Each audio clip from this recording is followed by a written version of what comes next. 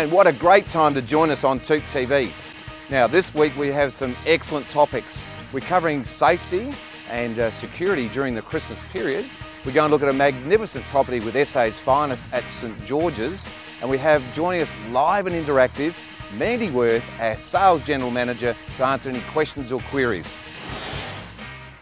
Well, it's been a very busy time leading into Christmas. Not only the Christmas party, I can assure you, it's been just so many buyers and sellers transacting. It's I honestly haven't seen anything quite this busy for many, many years, including 07. So we're a bit tired, but it's all happening. Now, January is where our attention is focused over the next 2 weeks, and for those people that are looking to sell their properties, we are frantically getting ready for the start of the new year. Today we're looking at some fantastic property. We head down to the Fleurieu and see some holiday rentals, and the inside story looks into whether you should put your priority on the house or the location. So let's hear what everyone has to say. With a young family, you want to be close to schools and shops where it's easy access to. And that. I think the location's quite important. I think if you're in a bad area, it impacts on your whole family life. Because obviously the better location, the nicer people, and it's a nicer place to be. It has to be right style of house for the right style of person, because you can always make your own lifestyle and location. It's not a problem.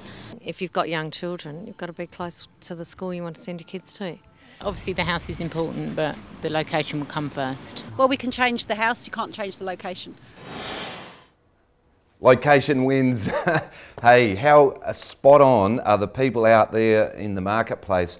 Absolutely, location is what it's about. You can't move the location, but you certainly can move and change the home. Now, the head of the real estate industry in South Australia arguably is said to be the CEO of the Real Estate Institute of South Australia, Mr. Greg Troughton. We had Greg with us at a very substantial auction in Flaxley last Friday, and we had a bit of a chat to him. Let's see what Greg has to say. Greg, what does the REI actually do? The Real Estate Institute is basically here to represent the interests of real estate agents in South Australia. There used to be an old view that real estate agents only have one obligation and one obligation only, and that's to the vendor. Whilst that's still the case now, we believe that our members have an obligation to the consumer as well. What do you do to protect the interests of potential buyers and sellers? Probably most importantly is the fact that we have a professional standards committee, and it's fiercely independent, and on the basis that, let's just say on that 1% of the time something goes wrong, there is a body that people can come to actually have complaints and disputes dealt with in a very independent professional way. What are the most common problems that you encounter? Look, I would put it down to one thing and one thing only. It's a lack of communication. I think on a number of occasions there are vendors that don't communicate with agents, and I guess importantly as well, agents not communicating with vendors. Do you deal with many people in the rental market? Yes, we do. Property management, I would say, makes up about 1/3 of our business, so it's a substantial part. And obviously there's a lot of real estate agents around South Australia that rely on, I call it the cash cow, the engine room if you like, of real estate practice. What are your thoughts on what's happened in the market at the moment in South Australia?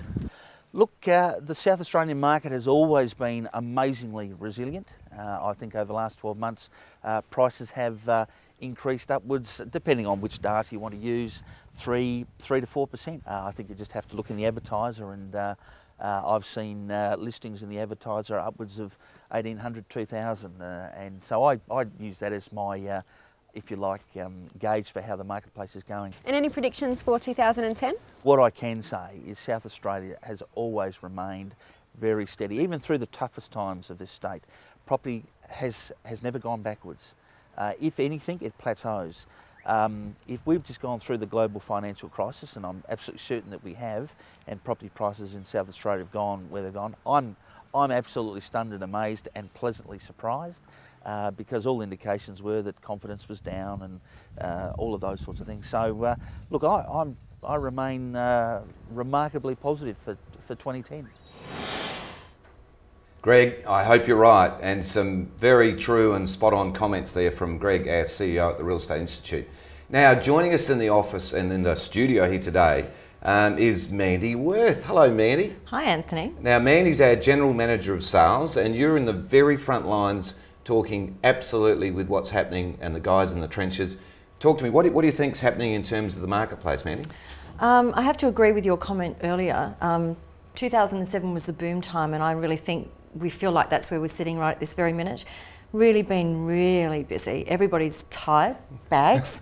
And I think some of our guys are feeling that too, but it's still going quite strong, and I think we're going to go quite strong right up until Christmas. It's just exhilarating, isn't it? Sure, it gives you lots of energy, like everybody's on the run the whole time. And normally leading into Christmas, we'd start to see a little bit of a taper off, but it's not doing that. It's actually ramping up to another level, isn't it, right now? It is, you know, and people are trying to get their transactions done before everybody goes off on the Christmas holidays. So we're really pumping it through at the moment. I had one of our guys make comment that they had 6 or 7 of the completion of contracts, like the signing off of the contracts in a day.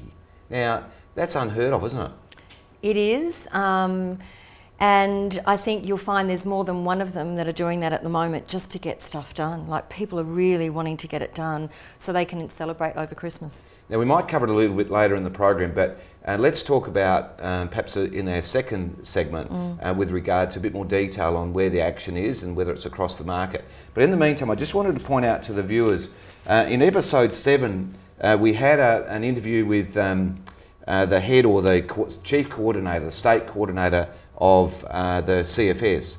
And Mandy, we talked about fireproofing your home, and we talked about a lot of issues relating to the fire situation and the CFS.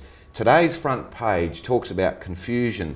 For those of you that are confused about what is happening with it, go back to episode 7, and I'm not sure whether you got to see that, Mandy, but it's a really excellent summary of what's what and who's in the zoo and how it all works with the current bushfire arrangements, with the catastrophic, that's it, classification that's come in. So be sure to go back to episode 7.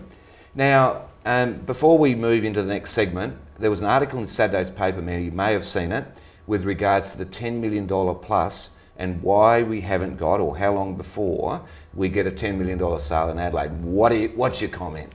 Anthony, I'm from the eastern shores of this great country, as you know, and I think it's always been booming over there. You get $35 million sales, just recently one in Perth for $57 million. I think it's time that we get something moving here. But put the question back to you, how do we get that happening? Well, Mandy, I've gone on record to say that until we start to see $10 million sales come through in Adelaide, and I know that sounds like a lot of money to a lot of people, but we need the very, very top end to hit that 10 million and go through it to come of age, because it is a modern city. I think it'd be really good for Adelaide to see that. And in fact, we talked about Escort House, which is a property, the big place down at Tennyson on the beach that everyone knows. And I spoke to the owner in a bit of fun, but we both agree. We think that's worth 20 to 25 million, and he was a bit offended with the thought it would only be 10. But that's the sort of home that realistically could do those numbers. So when they hit the market, if they hit the market, I'd love to break through that ceiling. Now we need to get to behind the blinds and have a look at what's happening out there in the market.